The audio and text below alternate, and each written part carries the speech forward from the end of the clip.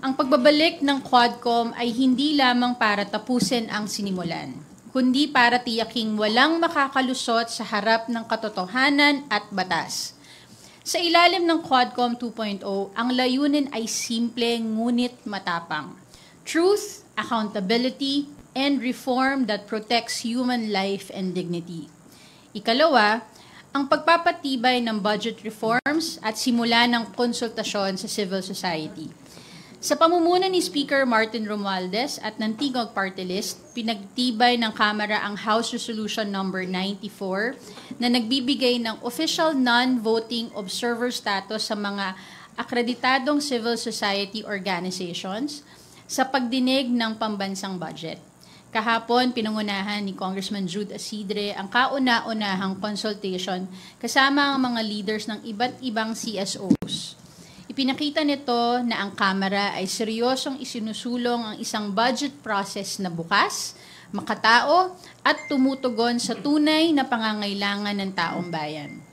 Kasama ito sa isang malawak na reforma na binubuo ng pagbubukas ng bicameral conference meeting sa publiko, pag-abolish ng tinatawag na small committee, at institutionalized CSO participation mula simula pa lang ng deliberasyon. According to Congressman Asidre, we legislate better when we legislate with the people, not just for them.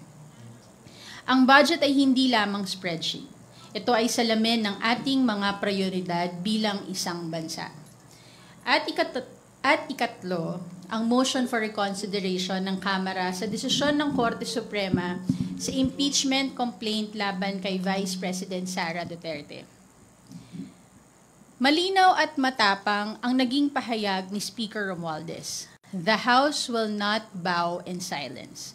Ang Kamara ay naghain ng motion for reconsideration hindi upang makipagbanggaan sa Korte Suprema, kundi upang ipaglaban ang malinaw na kapangyarihang iginawad ng konstitusyon sa House of Representatives, ang eksklusibong kapangyarihan na magpasimula ng impeachment proceedings. Ang ruling ng Korte ay, sa pananaw ng Kamara, nakabatay sa maling factual findings at retroactive procedural standards na hindi naaayon sa saligang batas. Wala sa alinmang probisyon ang nagsasabing kailangan munang marinig ang respondent bago i-transmit ang complaint sa Senado, isang prinsipyo na consistent sa mga nakaraang impeachment proceedings. Gaya ng sinabi ni Speaker Romualdez, to insist on constitutional integrity is not to weaken democracy, it is to strengthen it. Patuloy ang panawagan ng Kamara sa Senado. Bigyan ng pagkakataon ng accountability, bigyan ng pagkakataon ang mamamayan. Ang mandato ng saligang batas, try and decide forthwith, hindi dismiss forthwith. Sa pagbabalik ng Quadcom, sa pagbubukas ng budget process at sa paninindigang ipaglaban ang constitutional mandate ng Kamara, isang malinaw na mensahe ang ipinapadala ng House of Representatives.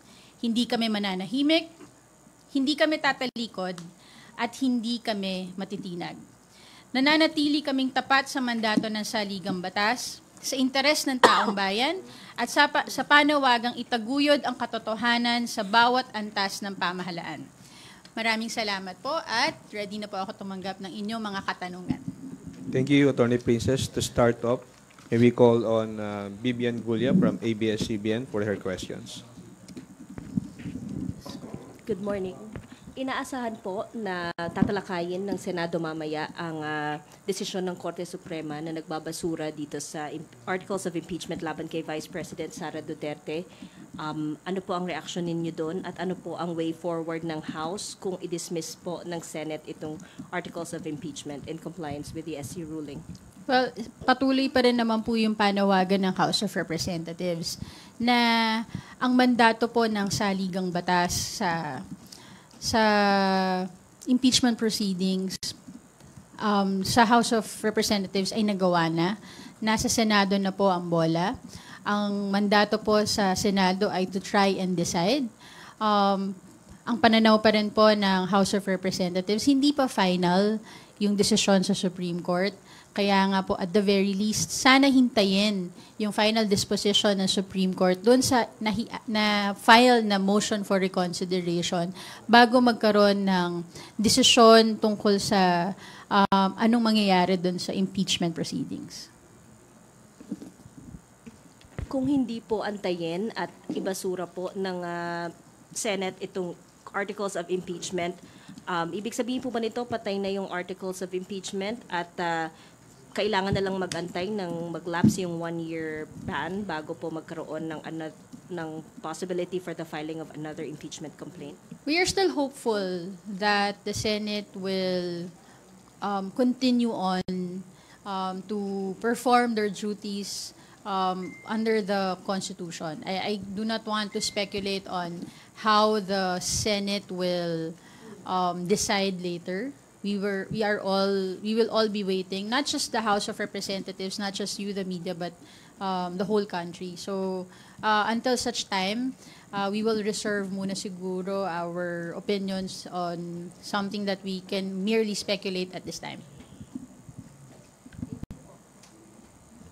Thank you, Bibian.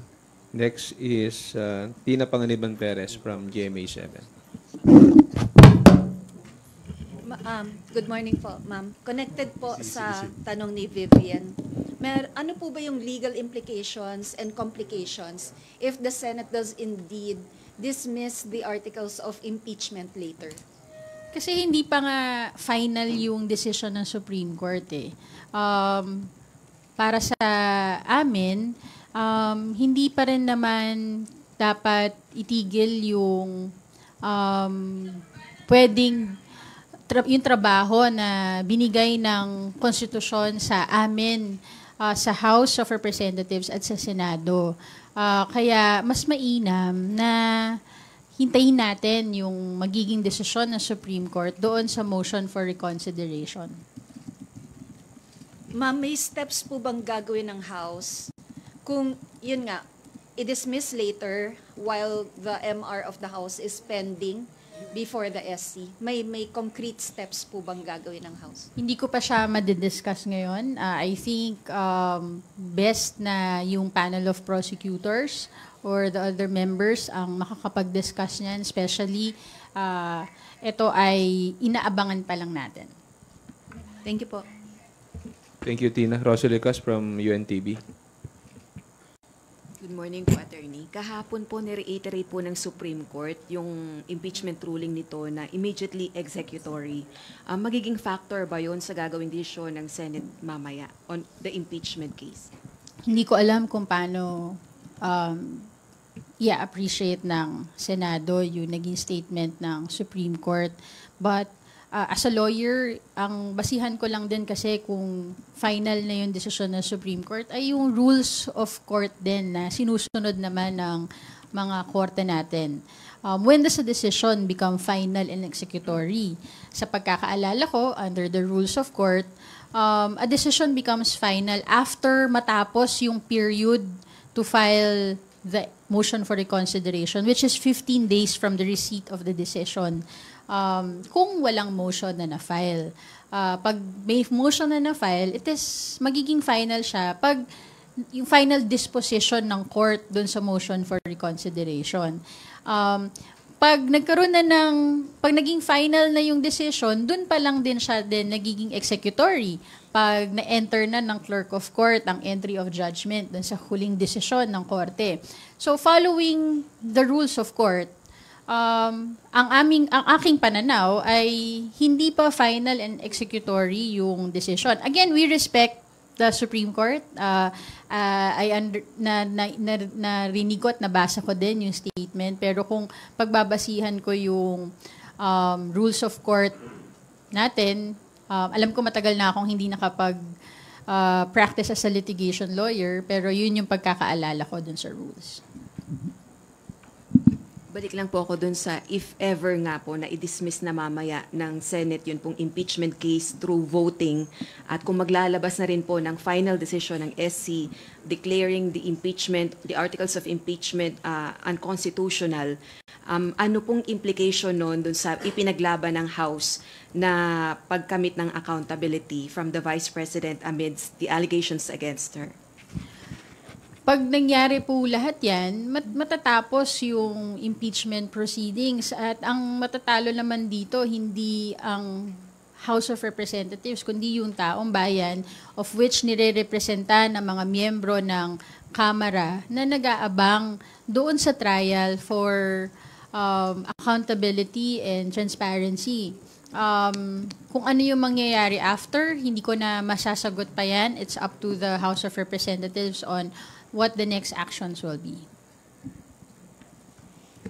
Pero is the House of Representatives now willing to wait for another year to file another impeachment complaint or mag-transmit ng articles of impeachment sa Senate? I cannot answer that as of yet.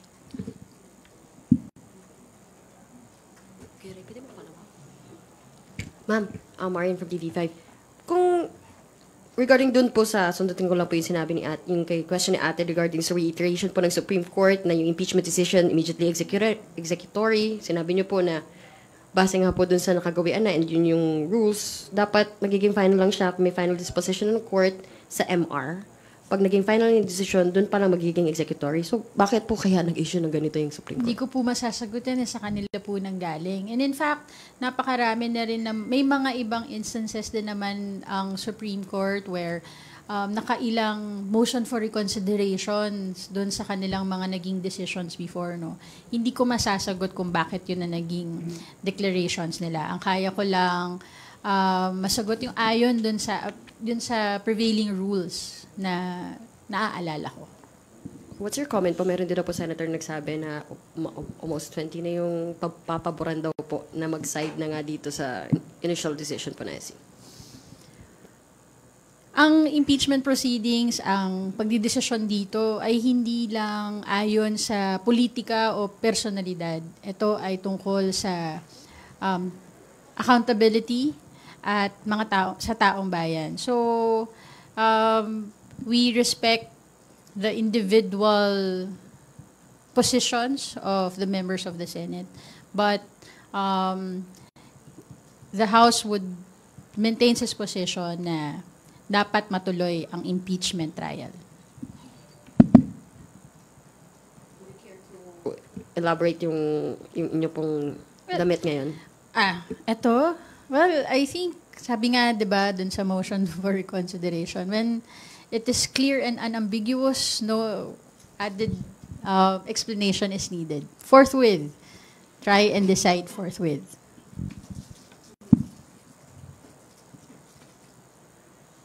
Thank you, Rose. Next is Mela Lismoras from PTV4. Hi, good morning po, Attorney Princess.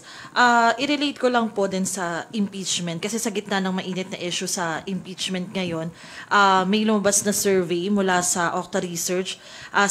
Ang dalawa po yung sinurvey nila sa Senate and sa House. On trust and performance ratings, ang nakuha ng Senate bumaba po, 49% and 47%. Samantalang sa House naman ay tumaas 57% and 55% yung trust and performance ratings nga. Ano po masasabi niyo dito, Attorney? And maire-relate po kaya ito sa ongoing impeachment issue? Siyempre, unang-una nagpapasalamat kami sa taong bayan na nakita yung ginagawa ng House of Representatives para sa ating mamamayan. I think, among others, madaming mga naging issues naman na tinakal ang House of Representatives, mga investigative hearings na ginawa ang House, ang impeachment, pati yung mga pagsagot sa mga issues na kinakailangang matugunan dito sa ating bansa. At pinaka-importante, I think, nakita din kasi yung pagkakaisa ng mga miyembro ng House of Representatives of course, through the leadership of Speaker Martin Romualdez. I think all of that combined contributed to the high trust ratings according sa survey. And naging consistent naman ang House from the 19th Congress being one of the most productive Congresses that we've had. And we can see with the leadership of Speaker Martin, patuloy naman ang kanyang pamumuno, yung kanyang ginawang consensus building sa mga House leaders and party leaders. At nakikita natin na even with the new roster of House leaders in the 20th Congress, we can see that we are looking forward to a more productive 20th Congress compared sa 19th Congress. And we're hoping na magiging consistent ang we are looking forward na magiging consistent ang House dun sa trabaho na sinimulan at papag-igtingin pa, papagandahin pa para makita din talaga ng taong bayan na ang House of Representatives ay totoong House of the People. Opo. Ma'am, sa tingin niyo po, kung magdedesisyon naman yung Senate na ituloy yung impeachment trial, sa tingin niyo ba mariregain nila at tataas muli yung kanilang trust and performance ratings? Subukan nila. Baka. Forthwith. Pero clear naman nakikita naman din natin clear. It's not about finding, we're not even talking about conviction or acquittal yet Ang pinag-uusapan pa lang natin, proceeding with the trial, mabigyan ng pagkakataon na lahat ng mga ebidensya at mabigyan ng pagkakataon din si Vice President Sara Duterte na masagot yung mga ebidensya na maihahain.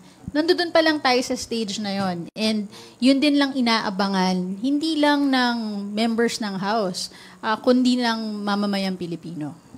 Opo. Sorry ma'am, isang other topic lang po.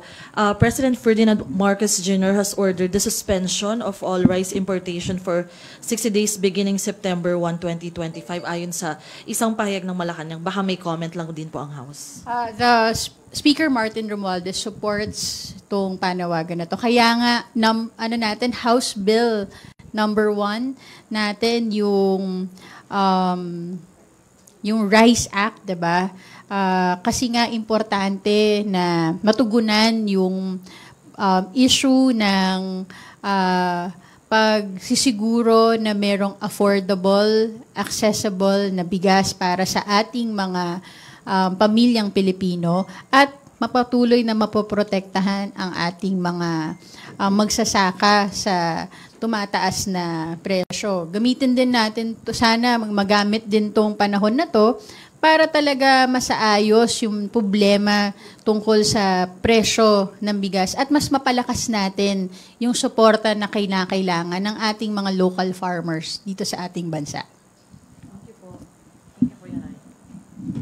Thank you, Mela. Milky Regunan from DCRH. Wala pa si Milky. Lianes Capanti from GMA Online.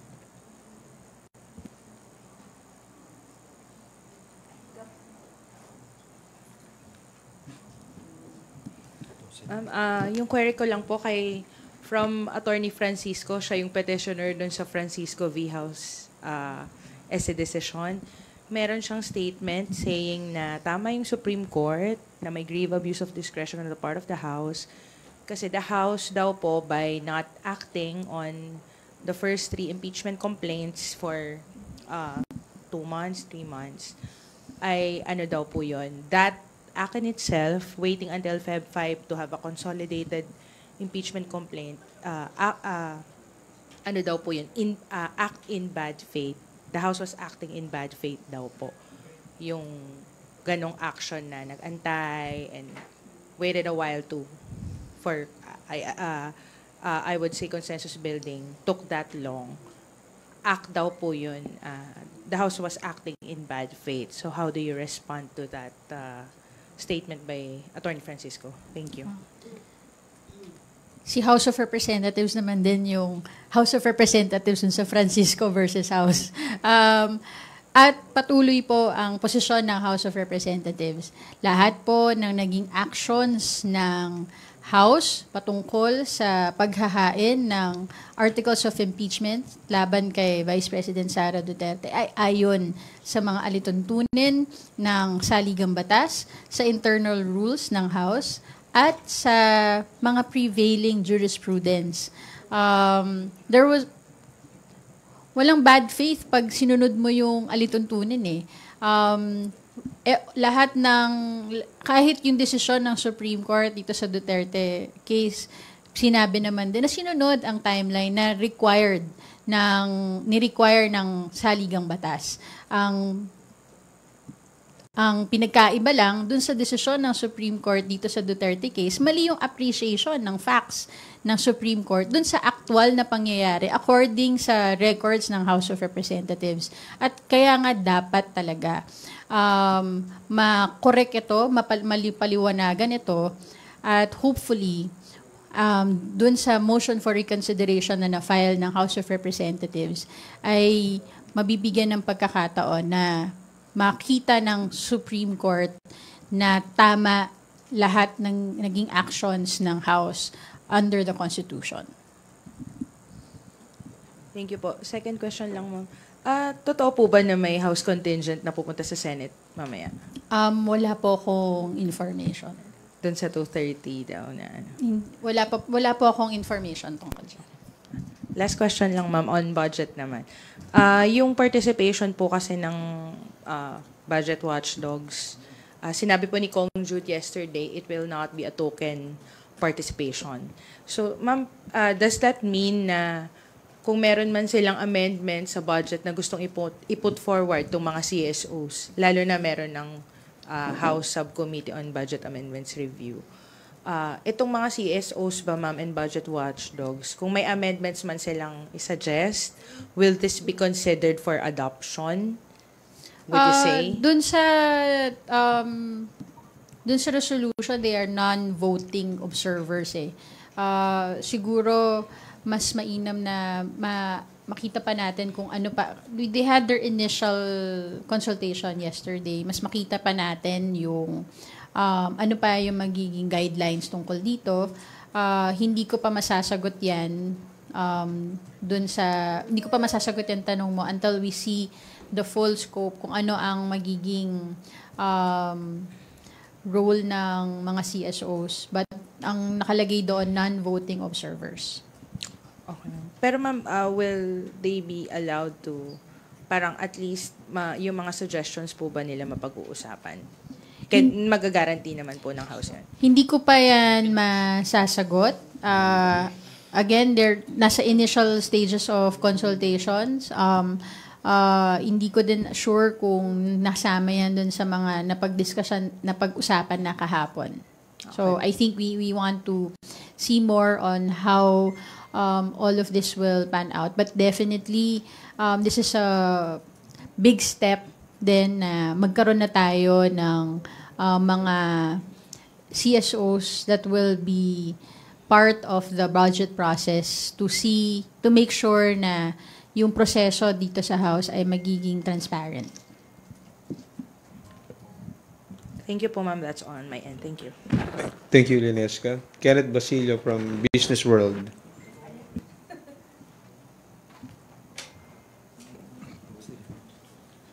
Magandang tanghali po. Ma'am, matanong ko lang kung may update na ba tayo sa mga CLA proposals to LEDAC? Kasi may House leadership na rin po tayo, may structure na po. Wala pa po ako sa ngayon. Okay po.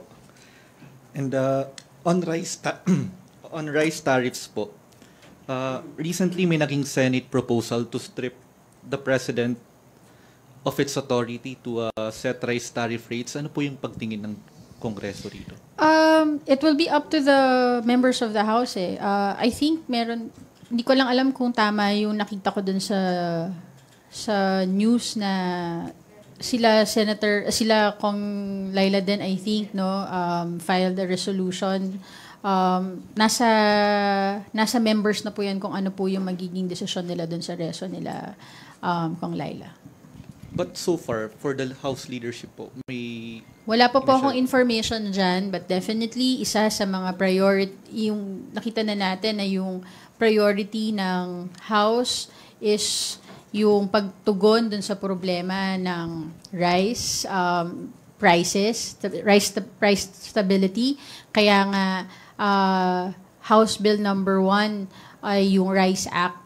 But separate that yung tungkol dun sa panawagan na matanggal yung powers ni Presidente, hindi ko po yan masasagot. Siguro nasa plenary na po yan kung how they will act on the resolution of Congresswoman Laila and others.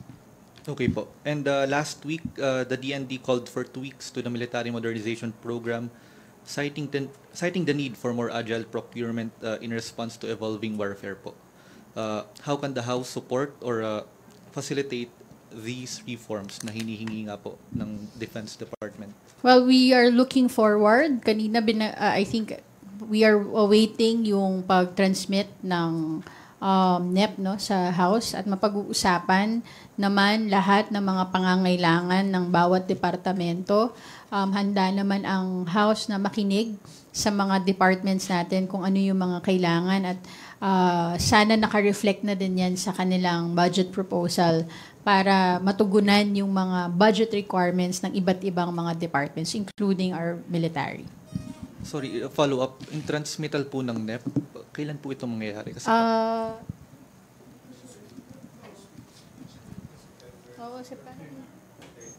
hindi ko August.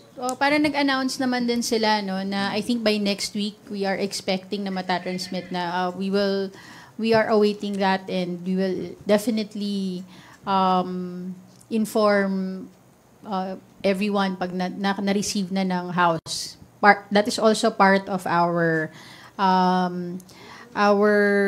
measures to ensure na transparent yung magiging budget process.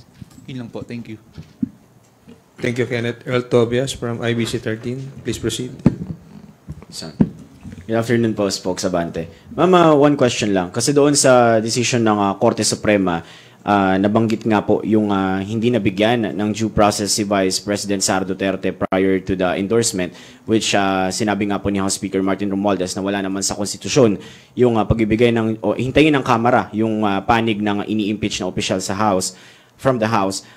Pero ma'am, would the House stand that not conducting the impeachment trial itself is also a denial or a neglection of the due process itself? Kaya nga dapat matuloy ang impeachment trial para mabigyan ng pagkakataon ang dalawang panig na ma-present ang kanilang mga ebidensya. Yung dun sa two modes in initiating the impeachment process, yung sa pangalawa kasi ang pinili ng House, yung sa fourth impeachment complaint na a verified complaint signed by at least 1/3. Yung due process nito ay doon sa Senate. Yan ang posisyon ng House sa motion for reconsideration. Na yung due process ni Vice President Sara, doon sa second mode of initiating an impeachment complaint, ay nandoon sa Senado, doon sa part ng try and decide forthwith. Kaya dapat matuloy ang impeachment trial para makamit din ni Vice President Sara yung due process na hinihingi sa House. Nandoon na yan sa Senado. Thank you, ma'am. That's all po, kuya. Thank you, Earl. Big Sumintak from Net25. Good morning, ma'am. Ma'am, doon sa flood control projects issue, nagsimula ng House Committee on Public Accounts na mag-imbestiga regarding that matter. Pero sabi ni Senator Pampilo Lacson, mayroong 80 na mga congressman na contractor na possible involved doon sa anomalya di umano sa flood control projects. Any comments from the House? Wala po akong information doon sa binanggit na mga numero na di umano ay mga contractors. Hindi rin naman din nag-expound si Senator Ping, no? So, wala din po akong information tungkol dyan. But with regards to the commencement of the investigation of House Public Accounts on that issue, willing ba ang House na dig deeper on that? Nasa committee na po siya, so we will await kung ano pa po ang magiging next step nung committee kay Chair Redon, kung ano ang magiging susunod na mga pangyayari sa hearings na sinimulan nila. Thank you, Vic. Milky Regunan from DCRH. Good afternoon, Attorney Abante. Kailangan ba o meron bang ipapadalang kinatawan ang House Prosecution Team mamaya to observe sa magiging botohan ng Senate Impeachment Court? Wala po akong information kung meron o wala. Pero based on the previous mga impeachment trial, ma'am, meron po bang mga kinatawan na pinapadala doon ng prosecution team to observe? Hindi pa kasi clear din po sa akin kung ano po yung mangyayari mamaya. Are they, will they debate and vote as a legislative body or as an impeachment court? Hindi ko rin po alam. So, wala po akong information tungkol dyan. Sabi mo nga kanina, Attorney, lahat tayo maghihintay, mag-aabang na mga ganap sa Senado. Kamusta ngayon ang mood dito sa Kamara? So far naman po, we are hopeful because we filed our motion for reconsideration. Naging klaro naman ang paglalatag ng mga facts ng counsel ng House sa motion for reconsideration before the Supreme Court. Naging matibay ang legal arguments din doon sa motion for reconsideration. We are hopeful na sa dulo po nito, ang Constitution being the supreme law and ang mamamayan kung saan ang lahat ng kapangyarihan namin ay nanggagaling ay ang mananalo po dito. Salamat po, Attorney. Thank you, Milky. Dwight De Leon from Rappler.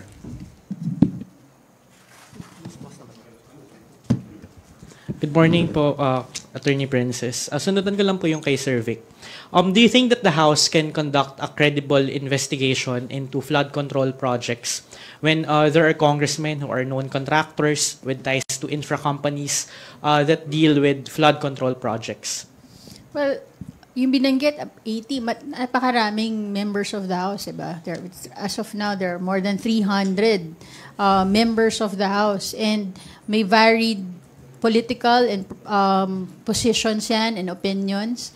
Yun ang kagandahan sa Kamara. So yes, I believe that the House can be credible in their investigation. Wala naman pong pinipigilan sa pag-participate sa bawat mga hearings. Lahat naman po ay ini-encourage na makilahok at mag-participate. And we will just await kung paano. And we know Chair Terry Ridon and his credibility also. So we are awaiting for the next hearings that will be held. So masasabi niyo po ba na hindi sasantuhin ng House ang mga kongresista kung sakaling ang ilan sa kanila ay lumutang yung mga pangalan in the course of these investigations? The House will be consistent that it will be faithful to its mandate under the law and to the people. Another question po patungkol naman doon sa budgetary reforms or reforms doon sa budget process sa Kamara. Will the House Committee on Appropriations or will the House make the amendments public, not just the deliberations pero pati yung documents? Maalala natin last year or in the for the budget for the current year, nagturuan yung House and Senate dahil kung saan nanggaling or yung mga amendments doon sa budget. So yun po ba maasahan natin sa House na hindi lang yung deliberations but also the documents will be released to the public, to civil society observers, to the media if they request for it, pati yung spreadsheet if possible? I think nagkaroon din ng press briefing si Chair Mika, no? And sinabi din naman niya na inaayos din nila yung mga magiging steps on how the House will ensure transparency. Mas maganda na sila Chair ng Appropriations ang makakasagot nito dahil sila ang mas nakakaalam kung ano yung magiging details ng pagsasapubliko ng proseso ng budget. Okay po, maraming salamat po. Thank you, Dwight. Haji Camino from Brigada News.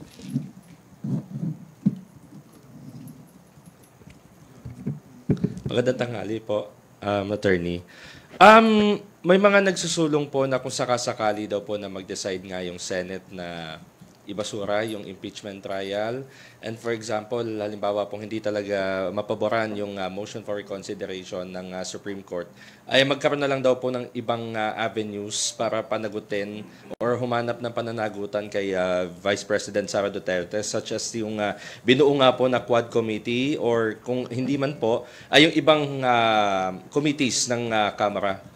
Kumbaga magkaroon ng separate House hearings kaugnay po sa mga isyong ibinabato kay VP Sara. With the House support, itong mga ganitong possibilities na magkaroon or isulong po yung mga House hearings versus the Vice President kung sakasakali. Right now, the House will exhaust all legal remedies available on the impeachment proceedings. Yung sa mga susunod na magiging hakbang ng House, even its members, we will see after. No? Hindi ko yan masasagot dahil nasa mga members na ng House kung ano yung magiging hakbangin ng bawat individual na members. But again, patuloy rin, isa lang naman lagi ang aking mensahe na tutugunan lagi ng House of Representatives ang kanilang tungkulin sa mga iba't ibang issues na hinaharap. Whether yan ay separate committee or mga quadcom committees, mga super committees natin, ay gagampanan ng House ang kanilang tungkulin dito. Kasi especially yung sa good government panel po, kasi attorney, di ba si Congressman Joel Chua pa rin, yung chair ng committee. Depende po kung may maghahain din kasi na resolution for this. And hindi ko, so far, wala pa naman po akong alam kung magkakaroon po ng mga ganito sa ngayon. Ang nakita pa lang natin na nabuo yung sa Quadcom. No? So, we will wait and see. Last na lang po, attorney, baka may comment po kayo kasi kanina may press briefing yung OVP, tapos hinahanap po si VP Sara, tapos wala naman pong nasagot kung nasan po siya ngayon. Kung sila hindi nila nasagot, lalong hindi ko din masasagot yan. Basta ako, nandito ako. At nandito din ang mga House leaders para magtrabaho. Thank you po. Thank you, Haji. Last question from Bibian Gulia of ABS-CBN News. Habang lang po dun sa possible na talakayin ng Senate mamaya yung SC decision, kasi po doon sa forthwith na mandate ng Supreme Court, ng Constitution regarding the trial, parang it took them 5 months to convene as an impeachment court. But when it comes to tackling this particular decision of the SC, even if it has yet to become final, they will tackle it. They are expected to tackle it later. Are you seeing double standards po? Baka excited lang. Pero yan ang tanong ng taong bayan. Kaya nga, ang isa pa rin ang posisyon ng House of Representatives. May mandato tayo sa saligang batas. Nagampanan na ng House of Representatives ang mandate nito. Nasa Senado na po para tugunan ang mandato na binigay sa kanila ng konstitusyon to try and decide forthwith. Thank you, Bibian. Before we conclude, may we hear the closing statement? Okay, Rosel Lecas from Marian? Okay, go ahead, Marian. Sorry. Marian Enriquez from TV5. Spokes, meron pong sinabi si Mamamayang Liberal Party List Representative Leila de Lima, I guess last week, regarding nga po dito doon sa decision nga nila na binabasor or dinedeklara unconstitutional ito pong impeachment complaint against Vice President Sara Duterte. And nag-warn po siya na yung mga SC justices can face impeachment po following nga itong decision nila. Para ang quote, sabi po niya, we can initiate or any interested party can initiate impeachment process against these justices themselves. Ayoko po sana, but that probability ay nandyan. Ano po ba? Meron na bang napag-uusapan din na ganito? Wala po akong alam. You're asking if merong po bang sentiment among our House lawmakers? Sorry. You know, yung idea nga po na pwede rin daw po i-impeach itong mga justices na bumoto nga po against this. Sa speech ni Speaker is, kaya din naninindigan ang House of Representatives na maging dun sa filing ng motion for reconsideration dahil ang exclusive power na binigay ng Constitution to initiate an impeachment proceeding ay binigay sa House. Yung mga dinagdag na mga alituntunin ng Supreme Court effectively amends the Constitution na hindi naman nilagay, particularly dun sa second mode ng initiation of impeachment. Iilan lang ang mga positions na pwedeng ma-impeach. That includes justices of the Supreme Court. And later on, yung epekto ng decision na ito would curtail the powers given to the House under the Constitution. Sa dulo, ang sagot ko dyan ay the House wants to maintain its independence as in the powers given by the Constitution to initiate impeachment proceedings. Whether yan ay para sa presidente or vice president or justice, ang paninindigan ng House, ito ay exclusive sa House of Representatives. Sa ngayon, kung ano man yung mga magiging susunod na magiging impeachment proceedings, hindi ko yan masasagot pa eh. Pero dito sa kasong ito ang paninindigan ng House. At hindi titigil ang House na i-assert ang kanilang powers given to it by the Constitution through any legal remedies that is available to it. Thank you. Last na yan. Okay, Kenneth. Go ahead. Navotas Rep. Toby Tiangco yesterday said na the House should also publicize yung mga amendments made by the small committee during last year's budget deliberations. This, as lawmakers, are pushing budget transparency reforms nga po. Willing po ba yung House to do yung proposal nga ni Congressman Tiangco? I think bilang member of the House and especially as a House leader in the 19th Congress, he can discuss it with the leaders of the House. So, best na sila ang makapag-usap tungkol dito. Thank you. And to formally end our press conference, may we now hear your closing remarks, ma'am. Muli maraming salamat sa inyong lahat. It's gonna be a busy day for all of us as we await what will happen today. Again, sa dulo, lagi ko sinasabi, sana mamamayan ang panalo. Maraming salamat po at magandang tanghali sa inyo lahat. Tama na ang panlililang. Tama na ang panggigipit. Panahon na para manindigan. Panahon na para lumaban. Kasama sina Dr. Lorraine Badoy, Jeffrey K. Eric Celis at Atty. Marlon Busantog. Walang inukurungan, ilalantad ang katotohanan. Kasama mo ang bigwas ng agila, lakas ng bayan, tinig ng katotohanan.